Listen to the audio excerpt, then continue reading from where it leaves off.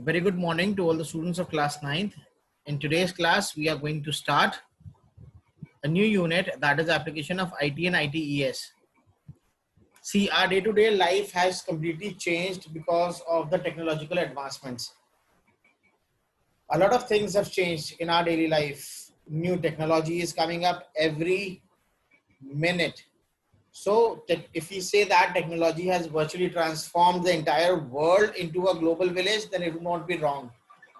So with a click of a single button, you can find any information that you're looking for. एक button को click करने से आप जो information चाहिए वो information आपको available हो सकती है. तो आजकल के हम लोग की जो daily life है वो पूरी तरीके से completely change हो चुकी है because of the technological developments or the advancements. Now let's take a look at few of the situations to understand how technological development has revolutionized our daily lives. For instance, let's take an example that you all go out on a family vacation with your family members, with your mother, father, brother, sister, or with your entire family. You booked your hotel, but once you reach your destination, you forgot the way to your hotel. आप अपने hotel का रास्ता ही भूल जाते हो. Then how will you find your way to the hotel? You can simply make use of Google Maps. Google Map का आप click करोगे, Google Map पे आप अपनी लोकेशन डालोगे and you can easily navigate to the place you want to go. पहला example technological advancements का. Suppose you want to look for healthy foods to eat. If you want to take a look at what are some of the foods that are healthy for your body, or what are some of the fruits that are rich in vitamin C. So what do you need to do? You just need to type it on Google and you'll get all the information कि which fruits are good in vitamin C. कौन-कौन से fruits ऐसे हैं जो vitamin C के लिए बेहतर हैं, जो vitamin C से rich हैं. They provide you rich content of vitamin C. Okay, so one example is this. The another example for this can be if you wish to shop, you do not need to go out of your house. For shopping purposes, you just need to click on Flipkart, Amazon, and you can shop by just sitting on a comfortable couch in your house. You do not need to go out for shopping. If you wish to eat food of a certain restaurant, you do not need to go to the restaurant to order your food. You can simply order your food online through Zomato app and all other things. So these are some of the examples that tell you how the technological advancements have changed our day-to-day life. पहले हम लोग को restaurant में खाना खाना होता था तो हम लोग रेस्टोरेंट्स जाते थे, वहां बैठते थे, फिर ऑर्डर देते थे और खाना आता था. अब हम लोगों को रेस्टोरेंट जाने की जरूरत नहीं है. हम लोग घर बैठे जोमेटो पे ऑर्डर कर सकते हैं और खाना हमारे घर पे डिलीवर हो जाएगा उसी रेस्टोरेंट का. Clear? So in today's life it would not be wrong to say, it won't be wrong to say that we all are dependent on technology in some way or the other. We cannot even imagine our life without any technology. Can you imagine your life without technology? I certainly cannot imagine my life without technology. And I know you all also can't imagine a life without technology. So today, being in the era of information technology, we need to understand how it works. What is IT, information technology, then what is ITES? You'll get to know what is ITES in the latter part of the video. So in this video, we'll learn how is information technology applied to various domains or various sectors. So this is what your unit will be all about.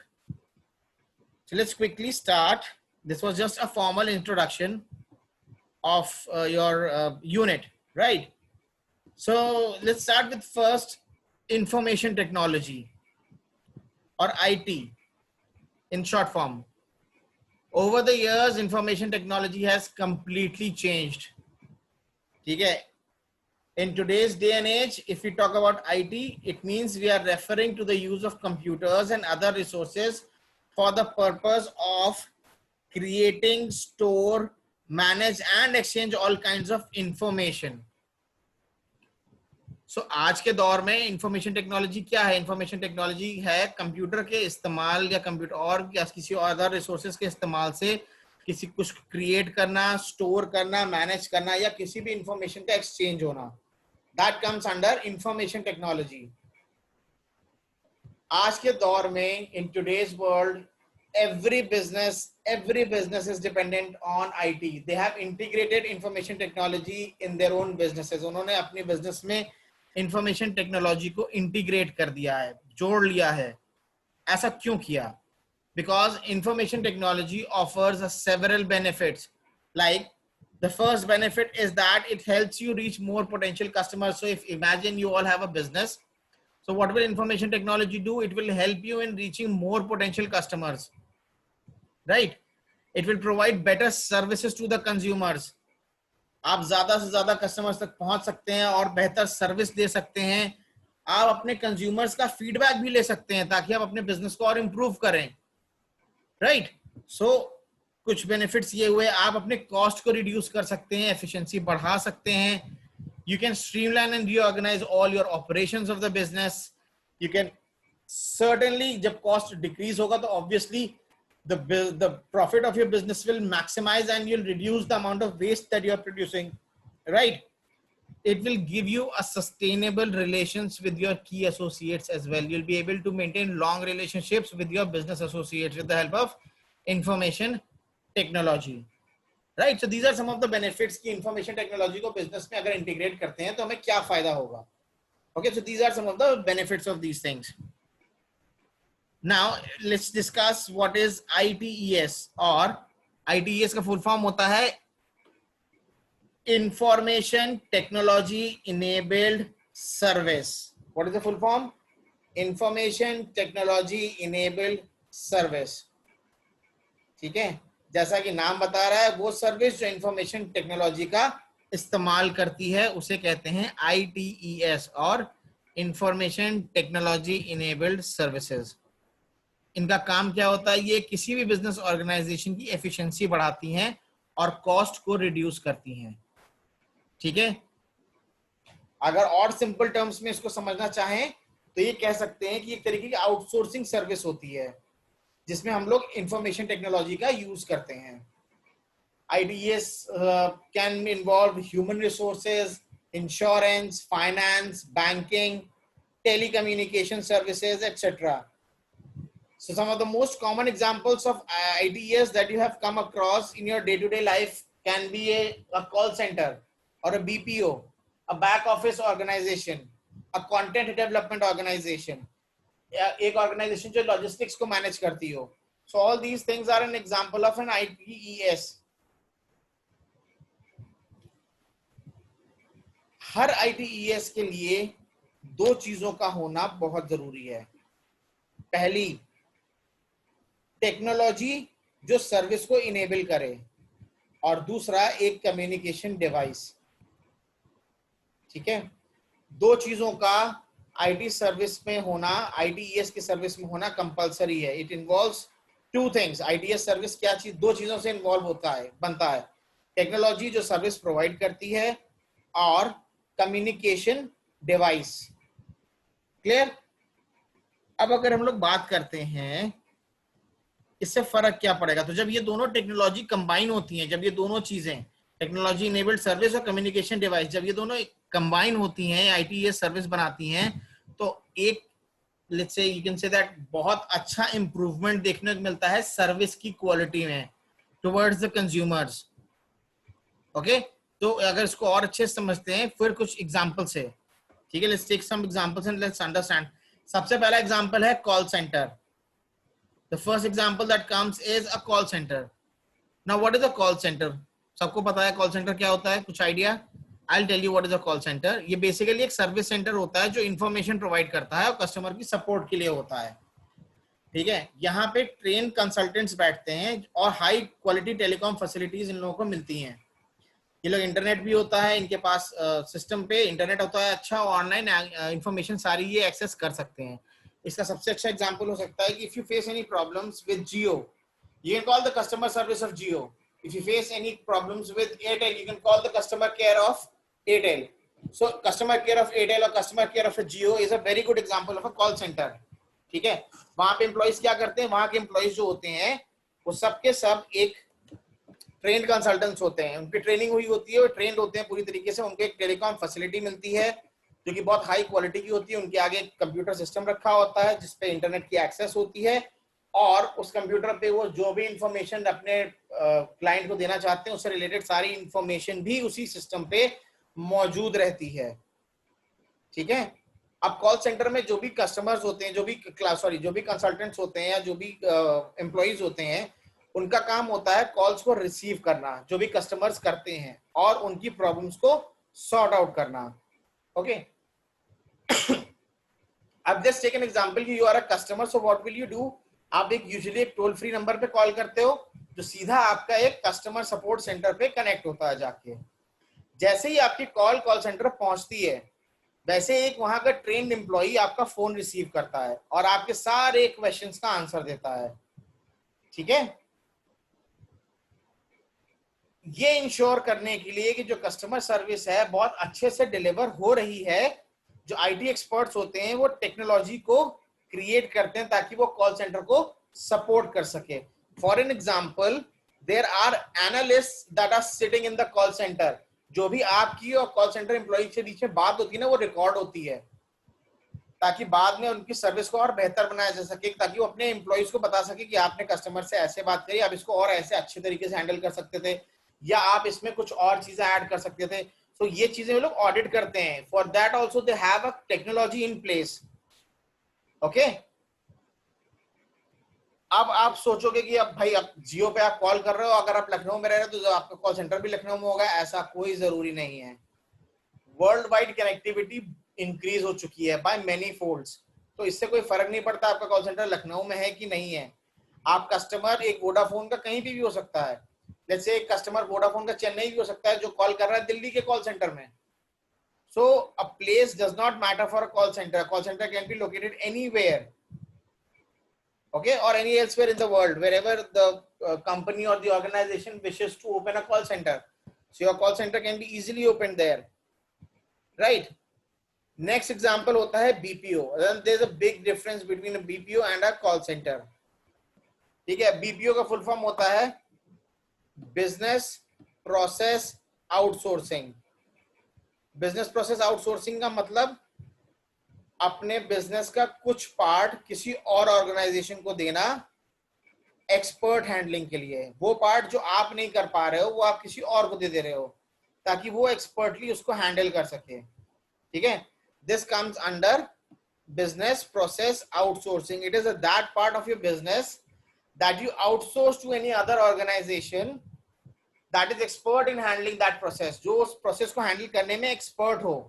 इसमें दो organisation हो सकती हैं जो कि अलग अलग दुनिया के कोने में होंगी, लेकिन अगर वो एक पार्ट अपना नहीं कर पा रही है तो दूसरे को वो आउटसोर्स कर देती है कि आप ये काम मेरा कर दो और उसके बदले में उनको पैसा मिलता है। ठीक है, और ये एक बहुत ही हाईली ऑर्गेनाइज्ड इंडस्ट्री होती है। इसमें बहुत सारी जॉब्स क्रिएट हो सकती हैं, बहुत सारी जॉब्स अभी भी क्रिएट होती हैं।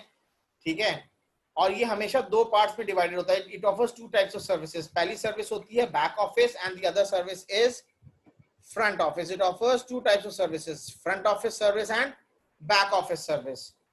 जो बैक ऑफिस सर्विस होती है बीपीओ में वो ऑफर करती है जैसे कि बिलिंग करना, बिलिंग हो गया, परचेजिंग हो गया, ये सारी चीजें बैक ऑफिस सर्विस में हो गई। और फ्रंट ऑफिस सर्विस जो होती है वो कस्टमर को सपोर्ट करने के लिए होती है। It is related to supporting the customers, जैसे कि कुछ मार्केटिंग करना है, कोई टेक्निकल सपोर्ट देना है, इन सब चीजों के लिए फ्रंट ऑफिस होती हैं।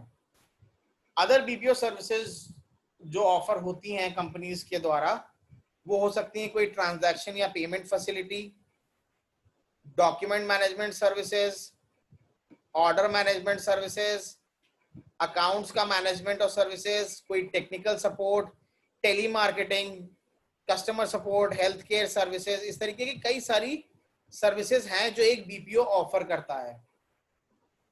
ठीक है, clear? The next topic in this lesson is business process management और BPM. The next topic is business process management और बीपीएम। बीपीएम क्या होता है? बीपीएम वो डिसिप्लिन होता है जो ऑपरेशंस मैनेजमेंट में काम आता है। ठीक है, it is basically an ongoing process that concentrates on developing a new process for improving the performance of the corporate organization so that their businesses can be managed more effectively. ये एक वो process होती है जिसपे हम लोग concentrate करते हैं कोई नई प्रोसेस बनाने पे, ताकि वो नई प्रोसेस किसी एक बड़ी ऑर्गेनाइजेशन का या कॉर्पोरेट का बिजनेस को और इफेक्टिवली मैनेज करने में हेल्प करे। और इसमें हम लोग कई सारे मेथड्स का यूटिलाइजेशन करते हैं। ठीक है, there are combination of methods that are used for managing a business process in BPM. ठीक है, सो बीपीएम अगर हम लोग दूसरे टर्म्स में कहना चाहिए तो ये एक ब्रिज की तरह काम करती है इंफॉर्मेशन टेक्नोलॉजी और बिजनेस के बीच में। ठीक है, अगर हम लोग आज की बात करें, in today's world in India itself the IT BPM sector contributes nearly 8% of the GDP and exports. Nearly 8% India का जो जीडीपी है वो कंट्रीब्यूट कहां से आता है? वो आता है आईटी बीपीएम सेक्टर से। ठीक है, इस सेक्टर की ग्रोथ की वजह से इंडिया में बहुत ज्यादा सोशल और इकोनॉमिक बेनिफिट्स हुए हैं। एम्प्लॉयमेंट्स आई है, एम्प्लॉयमेंट, लोगों को रोजगार मिला, एम्प्लॉयमेंट आया है, लोगों की इनकम बढ़ी है, इनकम लेवल्स बढ़े हैं, प्रमोशन, एक्सपोर्ट होने लगे हैं। ठीक है, चीजें एक्सपोर्ट के बिजनेस को बढ़ावा मिला है। ठीक है, इसकी वजह से इंडिया आज के दौर में वर्ल्ड मैप पे एक टेक्नोलॉजिकली एडवांस और नॉलेज बेस्ड इकोनॉमी के रूप में उभर के सामने आया है। ठीक है, अगर हम पिछले 10 सालों की बात करें तो इस इंडस्ट्री का रेवेन्यू डबल हो चुका है। ठीक है, और ये बहुत बेहतर काम कर रही है। अगर इसके कुछ एडवांटेजेस की अगर हम लोग बात करते हैं तो some of the advantages include that it offers the finest and the highest quality services that are delivered through state of the art hardware and software. It requires a huge amount of investment to ensure superior grade service delivery. मतलब इसका सबसे बड़ा advantage क्या होता है? एक high quality service को ये डिलीवर करता है। किसकी हेल्प से? दुनिया के सबसे बेस्ट हार्डवेयर और सॉफ्टवेयर के हेल्प से। ठीक है, इसके लिए एक बहुत ज्यादा ह्यूज इन्वेस्टमेंट की जरूरत होती है ताकि हम लोग सुपीरियर ग्रेड की सर्विस डिलीवरी का प्रोसेस क्रिएट कर सकें। Right, this is one of the advantages.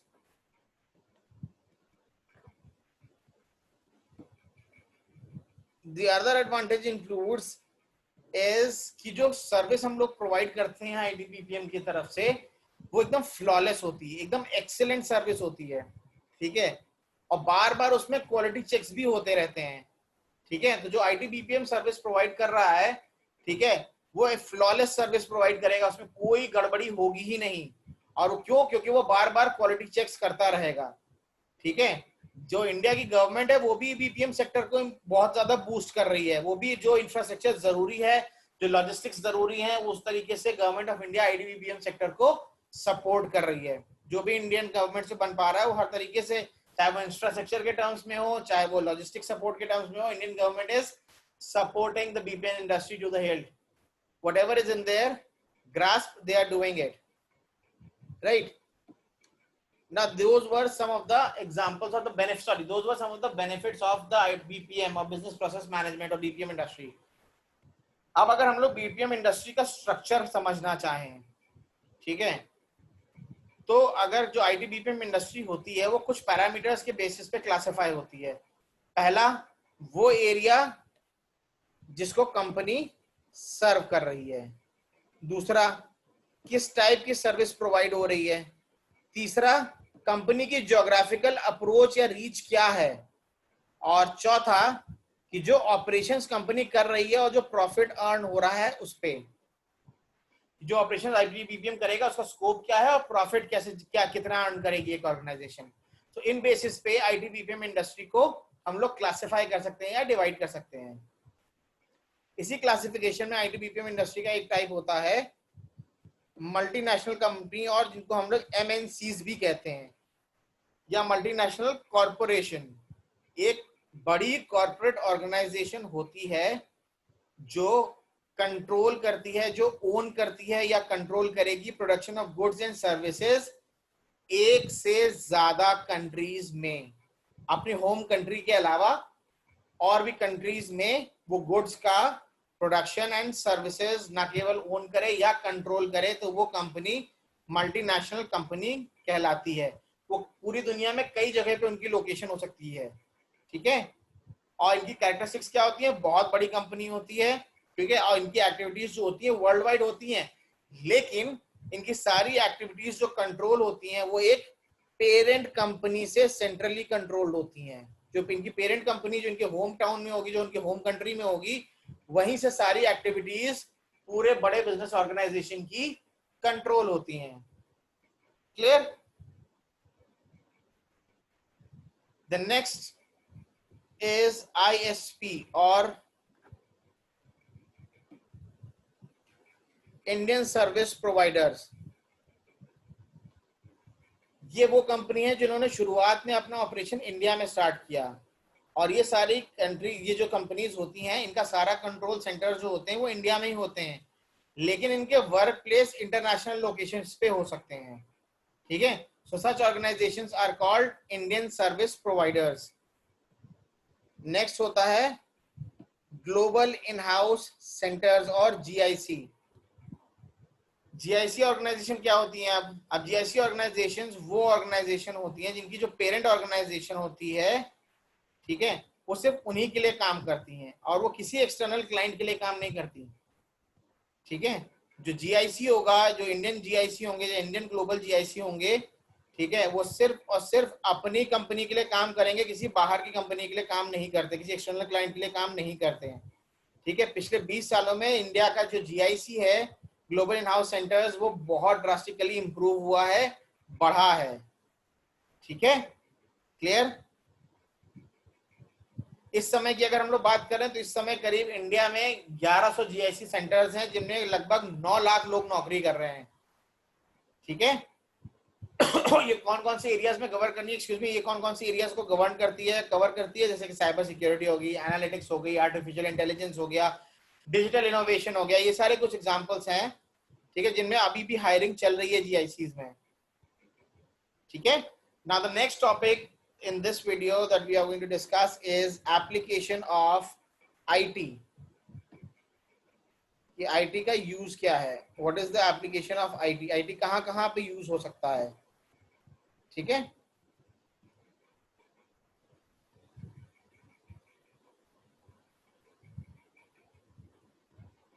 हम लोगों की डेली रूटीन का हर चीज इंफॉर्मेशन टेक्नोलॉजी के आने की वजह से कुछ हद तक चेंज हुआ है। हम लोग की क्वालिटी ऑफ लाइफ इंप्रूव हुई है, हम लोग इंफॉर्मेशन को इजीली एक्सेस कर पा रहे हैं, हम लोग लार्ज नंबर ऑफ प्रोडक्ट्स और सर्विसेज के पास एक्सेस है हमारे पास। ठीक है, इंफॉर्मेशन, अगर मैं ये कहूँ कि इंफॉर्मेशन टेक्नोलॉजी ने हमारे जीने का तरीका बदल दिया या ट्रांसफॉर्म कर दिया, तो वो भी गलत नहीं होगा।